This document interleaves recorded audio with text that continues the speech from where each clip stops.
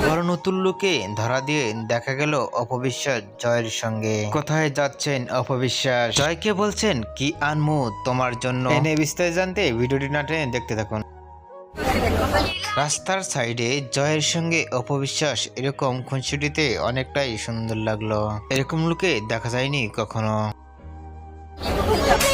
জয়ের খাতায় এমন কি আঙ্গুল দিয়ে দেখালেন অপবিশ্বাস। আসলে এরকম মুহূর্ত দেখে অনেকটাই সুন্দর লাগলো।